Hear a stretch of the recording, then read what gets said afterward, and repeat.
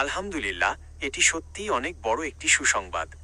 মালয়েশিয়ার শ্রমবাজার বাংলাদেশি কর্মীদের জন্য পুনরায় উন্মুক্ত হওয়া আমাদের অর্থনীতি এবং প্রবাসী ভাইদের জন্য অত্যন্ত ইতিবাচক একটি দিক। দীর্ঘদিন বন্ধ থাকার পর এই সুযোগ তৈরি হওয়ায় অনেক মানুষের কর্মসংস্থানের পথ প্রশস্ত হবে। তবে এই প্রক্রিয়ায় কিছু বিষয় খেয়াল রাখা জরুরি। সঠিক তথ্য যাচাই, সরকারিভাবে বা অনুমোদিত এজেন্সির মাধ্যমে ভিসার আবেদন করা উচিত। খরচ নিয়ন্ত্রণ, সরকার নির্ধারিত অভিবাসন ব্যয়ের বাইরে অতিরিক্ত লেনদেন না করার চেষ্টা করবেন।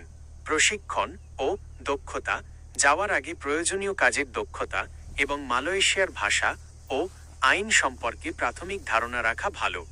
আশা করি যারা যাওয়ার প্রস্তুতি নিচ্ছেন তাদের প্রক্রিয়াটি সহজ ও নিরাপদ হবে। আপনি কি মালয়েশিয়া যাওয়ার পরিকল্পনা করছেন নাকি সাধারণ তথ্যের জন্য জানতে চাইলেন?